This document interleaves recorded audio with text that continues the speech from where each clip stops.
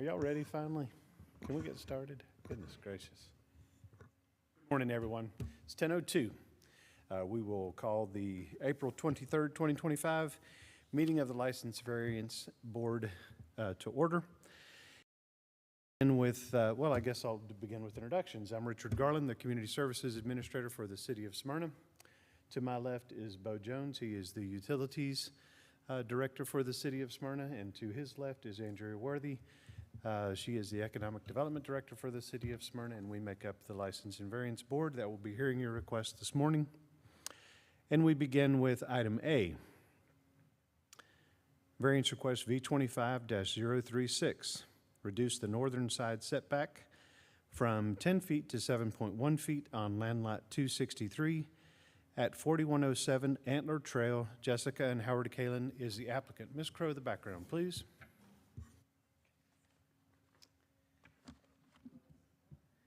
Oh, not just yet. Yeah. All right. Good morning, Caitlin Crow, Planner 1, Community Development.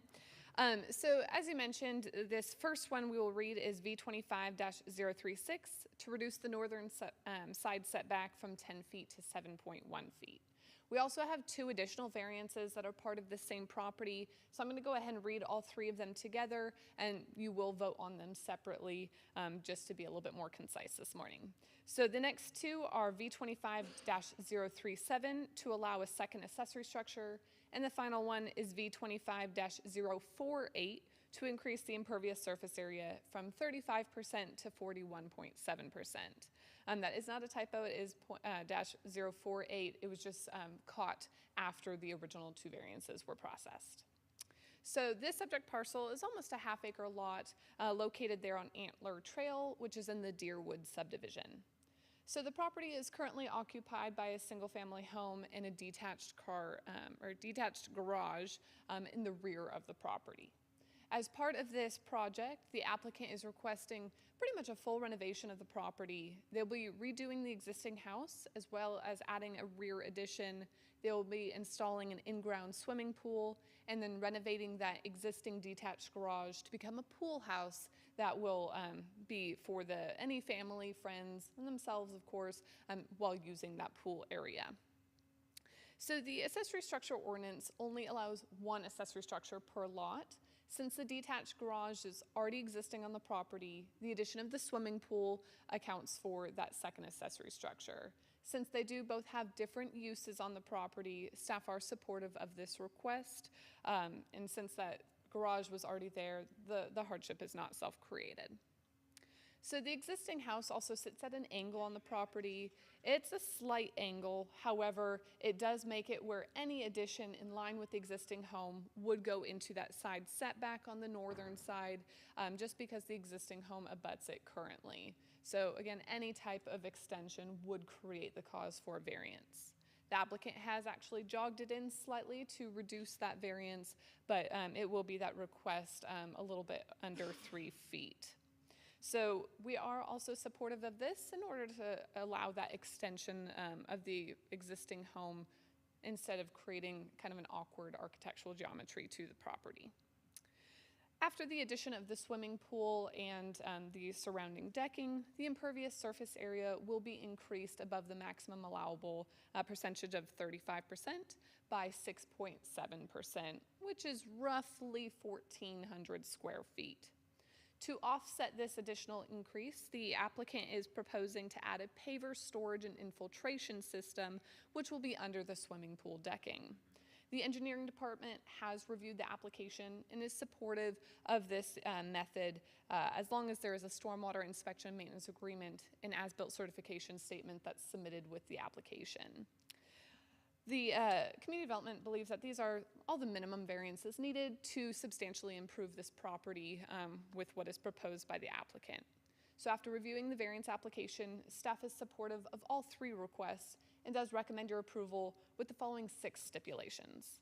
So the first, of course, is our standard that approval of the variances is conditioned upon substantial compliance with the site plan and elevations submitted with the variance application. Number 2, a stormwater inspection and maintenance agreement shall be completed and recorded with the Cobb County Superior Court prior to issuance of the pool permit. Number 3, a stormwater as-built certification statement shall be submitted to community development for approval prior to issuance of the pool permit certificate of completion. Number 4, the accessory structure shall not be permitted to have an oven or stove without first obtaining an additional variance for a second kitchen. Number 5, the accessory structure shall not be rented or occupied for gain except as permitted in Chapter 22 as it pertains to the operation of short-term rental units. And lastly, number 6, that these conditions shall run in perpetuity with the property and as such are also applicable to any future owner. So I'm here to answer any questions, as well as Clara Hodges from the engineering department if you have questions on the mitigation method. I would love to have Claire explain the paver storage infiltration system, All right, sure. if she can do that. All right, thank you. Hi, Clara Hodges with the engineering department. The paver storage system will pretty much function exactly as your typical infiltration trench. There will be gravel storage beneath the pavers, and they are also proposing to pipe their roof drains into that system as well to lessen the amount of impervious surface that is running off. So the water runs off the edges of the paver into the gravel base and then... It goes through the pavers, and the gravel is beneath the pavers. Anybody else have any questions? No, sir. All right, thank you very much. Ms. Kalen. Okay. Yes, ma'am. You want to step to the microphone, please? If you would, just state your name for the record. I'm Jessica Keelan. Welcome, welcome. Thank you. You heard the background that Ms. Crow provided. Is there anything you'd like to add to that? I think she did an excellent job. Okay. 6 stipulations. You understand each one of those I and do. agree to adhere to those? Yes. Okay, very good. Any questions for Ms. Kalen? All right, thank you very much.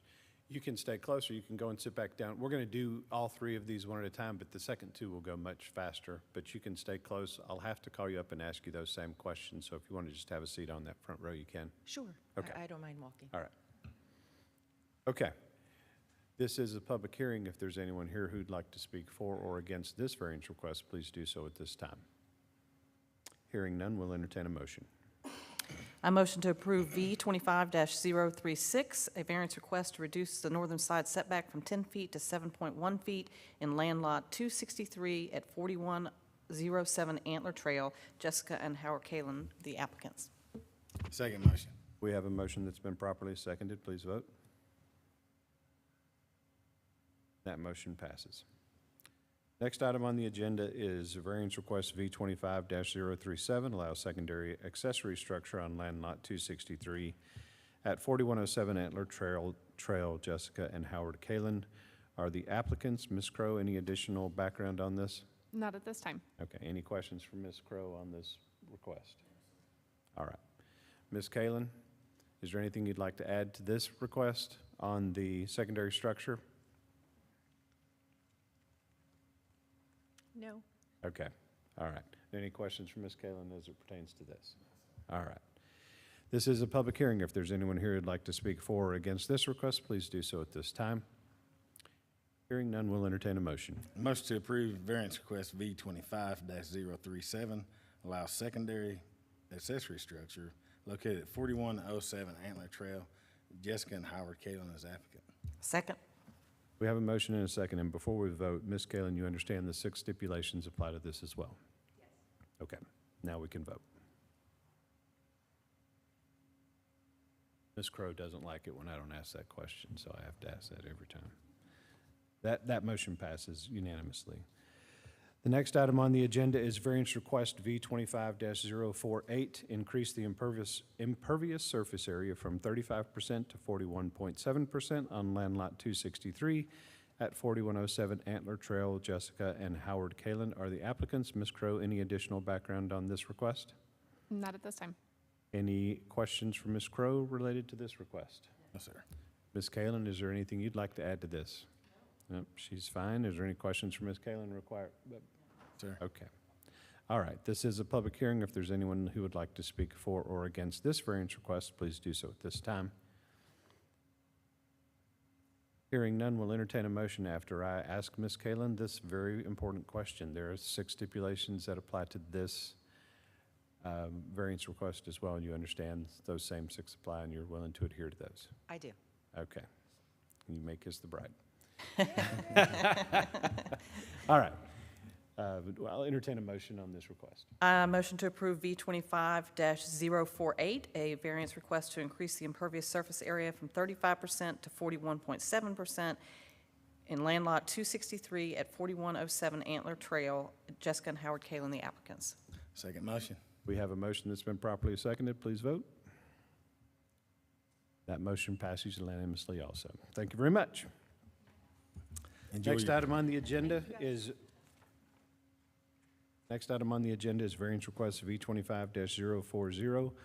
Allow new construction on lot of record below minimum requirements, land lot 486 at 1181 Medlin Street. Harold Shoemaker is the applicant. Ms. Crowe, the background on this, please.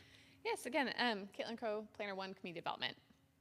So as you just read out, this is variance V25-040 to allow for that new construction on a substandard lot.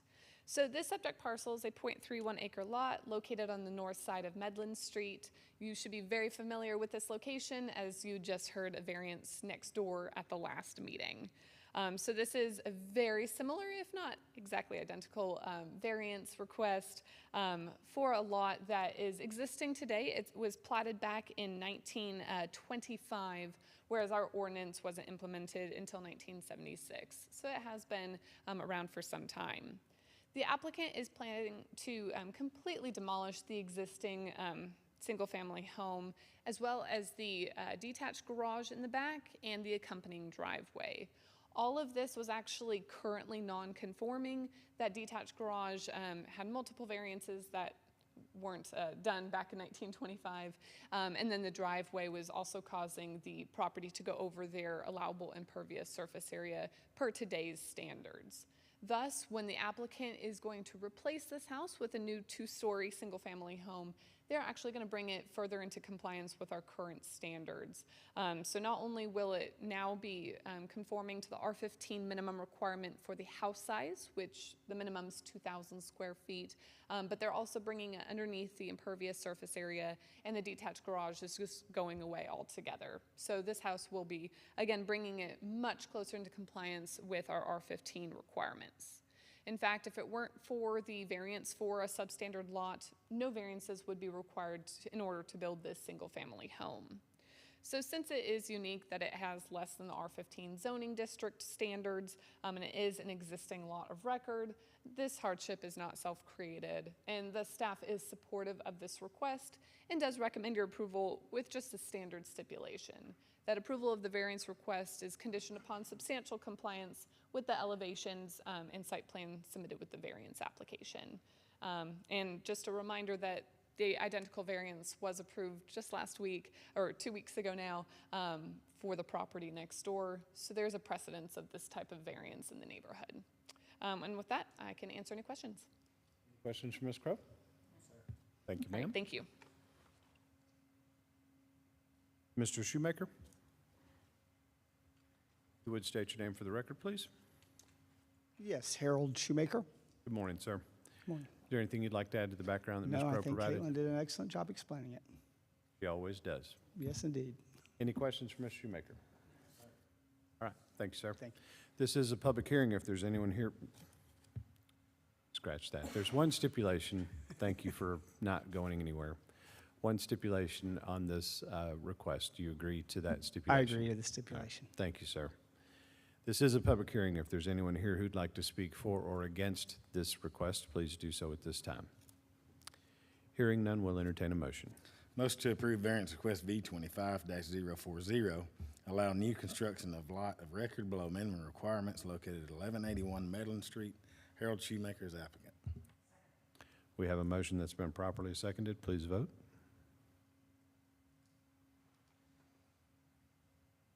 That motion passes unanimously. Thank you, sir.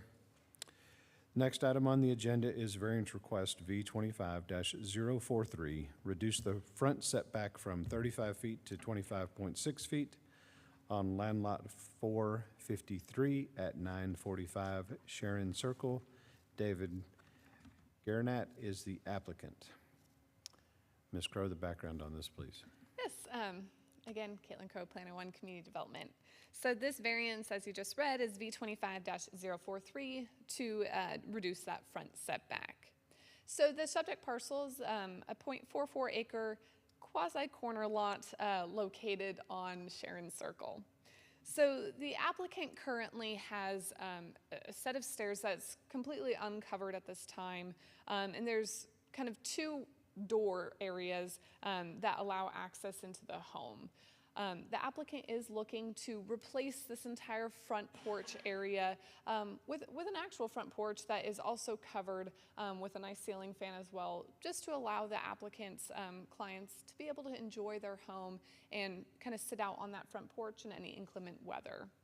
The existing home was actually, the original structure was built back in 1925, is currently encroaching into that front setback. So any type of change to that front area would necessitate, oh Lord, that word, would require this variance. So due to that, we do not believe that this hardship is self-created.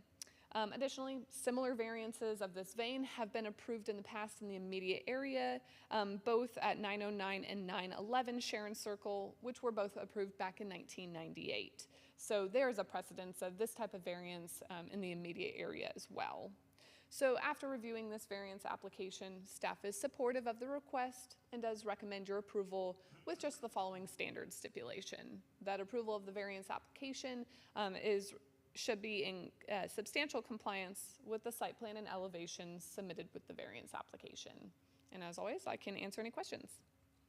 Any questions for Ms. Crowe? Thank you, ma'am. Thank you. Mr. Garanat?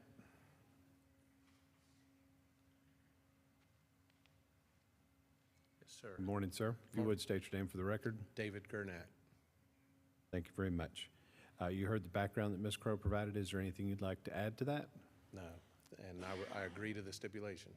I agree to the stipulation. Thank you for saving me from having to ask. I appreciate it. Somebody who finally gets it. That's what I like. Any questions? No questions. Thank you, sir. All right, thank you. This is a public hearing. If there's anyone here who'd like to speak for or against this request, please do so at this time. Hearing none, we will entertain a motion. I motion to approve V25-043, a variance request to reduce the front setback from 35 feet to 25.6 feet in land lot 453 at 945 Sharon Circle. David Garanat, the applicant. I second that motion, Adrian. We have a motion and a second. We'll call for the vote. That motion passes unanimously. Thank you, sir. Next item on the agenda is approval of the April 9th, 2025 License and Variance Board meeting minutes. Do I hear a motion to approve? So moved. Second. We have a motion and a second. We'll call for the vote. That motion passes unanimously. Is there any other business that needs to come before the board this morning? No, sir. Thank you. Hearing none, we will adjourn.